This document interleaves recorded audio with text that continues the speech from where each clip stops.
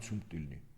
Հայաստանում ես որակում եմ տալիս եւ պատասխանատու եմ իմ տված որակման համար։ Դա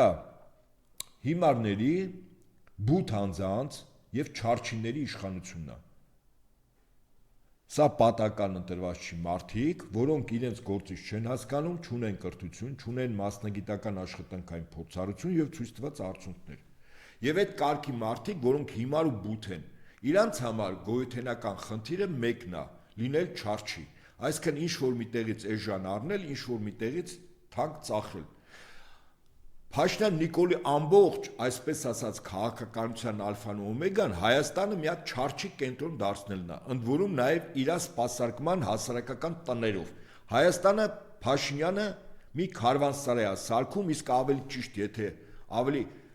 խիստ ասեմ, մի հատ մեծ բոզանոց, որտեղ կազինոներ տիլնեն, պոռնկատներ տիլնեն եւ թմրամիջոցի ազատ շրջանառություն։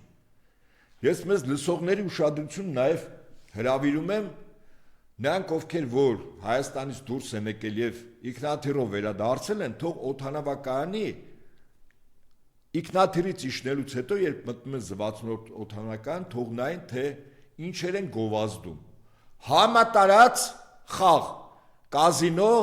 խումար, շահում, վիվարո եւ տարբեր նման բուկմեկերական կանտորաներ։ Դրսից մեկը գալիս է նայում, ասում ես Հայաստանը կարող է Մոնտե Կարլոյա։ Որպեսզի ժողովրդին ամբողջովին կառավարեն, նորից եմ ասում, Հայաստանը ըստ Փաշինյանի, որի համար պետք չեն բարձրագույն ուսումնական հաստատություններ, այս միացյալ իբր մեկ կենտրոնով բուհերի սարքման բուն նպատակ էս մեր բուհերը փակելն է։ Պետք չի գիտություն, պետք չի կրթություն, պետք չի մշակույթ, պետք չի ինժեներական խավ, պետք չի արտադրություն, ոչ շվան պետք չի։ Նորից եմ ասում, ըստ Փաշինյանի, որտեղ իրանց համար հայնիկը մի հատ ախորր է, որտեղ պետք է ուտեն, լափեն ու գիշերը հարբած կամ նարկոտիկի ազդեցության տակ քնեն մինչև մյուս առավոտը։ Եվ դրա համար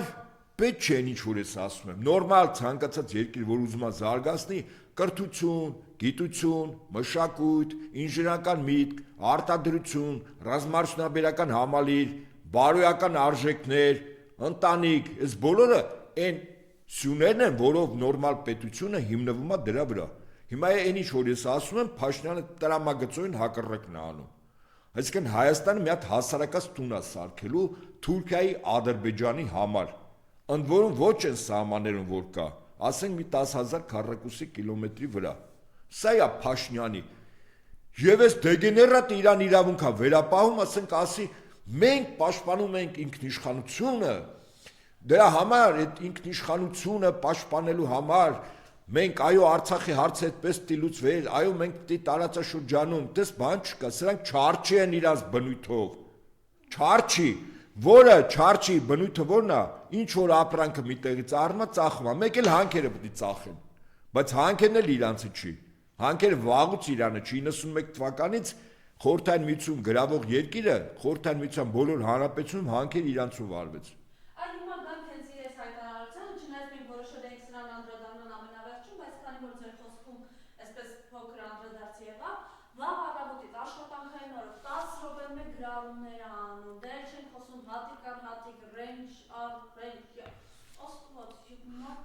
Ուրեմն այդ մարդը նաև ես կարծում եմ լուրջ բժշկական միջամտության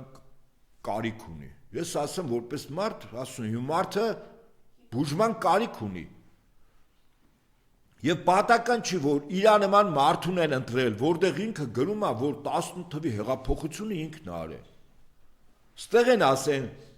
քո ասածից անգամ խաշած հավի ծիծաղն է գալիս։ Եվ որ ասում լուրջ եք ասում,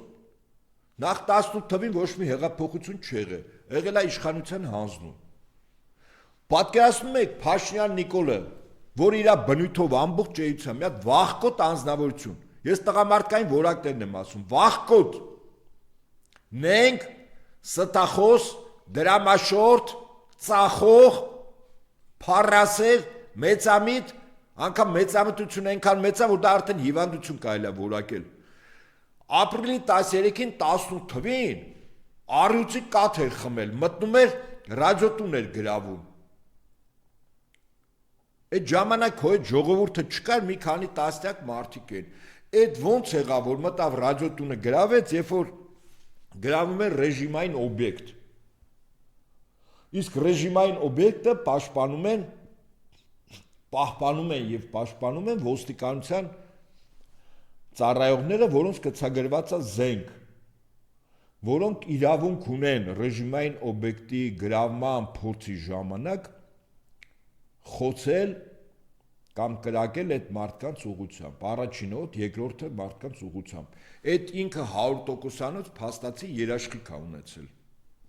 Հələ մի հատ թող այդ օրվա այդ ռադիոտան մասնակիցները մի հատ իրանց նորից նայեն, էլի։ Այդ ով դարձան, այդ նախորդ իշխանությունները այդքան թույլ էին, ինքը տես մտավ ռադիոտուն գրավեց, հա։ Օդանավական էին փակում, չգիտեմ ինչ կապիկություններ էին անում։ Փաշինյան Նիկոլը սովորական գործակալ է, սովորական։ Այն առումով, որ մի քիչ չըտպտան խոսալ գիտի, տենց միտքն էլ արթուն է, եթե համապատասխան հոգեվիճակի մեջ է։ Եթե ոչ, այս Գյումրի գնաց եկավ մի անգամից, ինչպես ասում են, հոգի խանգարմունքի մեջ եղավ։ Սա տիպիկ ավտորիտար ռեժիմ է, ոստիկանական, մնում է ժողովրդի կեսին ոստիկան դարձնի, որ մյուս կեսի վրա հսկողություն սահմանեն։ Դուրս ես գալիս փողոց, դուրս ես գալիս Սիրիկուն, ես եմ Դեմերճան փողոցով անցնում եմ, ամեն ոչ թե դալանի մոտ, ոչ թե շենքի մոտ են շարված, հարյուրավոր ոստիկաններ, օրը 24 ժամ։ Այս մարդը վախեցած է, կամ իրանք խորհուրդ են տալիս։ Ասում են շարի, որ ոստիկանները, ժողովուրդը առավոտ աշկը բացի ոստիկան պետք է տեսնի, իրիկունը գնատուն ոստիկան պետք է տեսնի։ Այսինքն, այս միայն վախեցած երկրի ղեկավարն է, այսինքն ոստիկանական մահակ է պահում, բայց մեկ այդ մահակները այնպես են թարս բուսնել, հարյուրավոր տասնյակ գոնե ես այս եթերով օրինակներ կարող եմ բերել, որ այդ ոստիկանական մահակը հետո ոնց է եղել։ Տասնյակ երկրներում այդ մահակները հետո երկրի այսպես կոչված կառավարչի դեմ ոնց են օգտագործել։ Այս մարդը վախեցած է, իրեն ցույց է տալիս, որ ինքը ընդունելի է, բայց հետաքրքիր ինձ մի բան է, էլի Փաշինյանը, որ ինքը նստում է, ինքը իր մեջ իր եսի հետ որ խոսում է։ Ասենք չի ասում արա, վերջը հայ-հայդ գնացել, վայ-վայ տա մնացել, բան չի մնացել, քո ոչ կռուտիտ նա անցնելու է ժողովրդին, էսի 18 թվի ժողովրդը չի, պատերազմ, կորուս, զրկանք, հայնազրկում, ցավ, վիշտ, կսկիծ, ունեցվածքի կորուս տեսած ժողովուրդ, այսի 18 թվի ժողովուրդը չի։ Հələ այդ ոստիկաններին մի օր հանի, ես խորհուրդ եմ տալիս, իհարկե իմ խորհուրդը լսելի չի լինի, այն որ կապիկություն անում, նստում է մի ավտոբուս, մի համարի, հետո իջնում է ուրիշ համարի ավտոբուսից։ Այդ աշխատողները լրիվ ապուշ են։ Այսինքն ուշադրությունը կորցրած են, գոնե այդ համարները փոխեն։ Կամ ինքնուրույն ոտքով գնում է մետրո, նստում է մետրոյում խոսում է։ Հələ մի օր դուրս արի փողոց, առանց թիկնախմբի, ընտանիքի հետ փողոց դուրս արի։ Որեցը մեկը չիմանա, ինչ որ միտեղ դուրս արի երեկոյան կողմերը, պետք չի կենտրոն, ծայրամասերում գնա քայլի, տես քեզնից ինչ կմնա, թիկնապահներից հետ մի հոգի թող լինի, անզեն։ Ես տեսել եմ օրինակ Լևոն Տեր-Պետրոսյանը նախագահության ժամանակ Դեմերճան փողոցի իր նստավայրից գնում էր աշխատավայր։ Մի հոգի էր կողքը, հաճախ տեսել եմ Սարգիսին։ Մարդը վստահ էր, որ ժողովուրդը սիրում է, որից խնդիր չկա։ Այ վախեցած։ Եթե այդքան վստահ ես, դուրս արի, առանց թիկնախմբի։ Տես քանի տասնյակ մետր հետո մեր կմնաս, շորերը վրիցը ծվեն կփոքեն։ Այդ չեմ ասում, եթե ուրիշ բան չանեն։ Ոչ թե որ այդ ժողովուրդը մանիպուլացված է, մանիպուլյացիայի վարպետը դու ես, գլխավոր գրոսմայստերն ես։ Չէ, ժողովուրդը լավ գիտի, դու այլևս ով ես։ Եվ սիրո դրսևորումը Փաշինյան Նիկոլ, քո ու քո ընտանիքի անդամների հանդեպ այդպես կարող է դրսևորի, օրինակ շորը վրայցը հանի։ Եթե այդքան քաջ ես, վախկոտ ես, դուրս արի։ Թող քո թիկնախումբը այդ ամբողջ քո փողոցի ընթացքում Չերևան մարդիկ չտեսնեն, որ քո թիկնախումբը դիպուկարները հանի շենքերի վրա եւ այլն, բայց մարդ չտեսնի, այսինքն մարդիկ տեսնեն, որ դու քո ընտանիքով ես, քո անվտանգությունը թողելի ապահովել։ Մի հատ ոստիկան Չերևա կողքդ։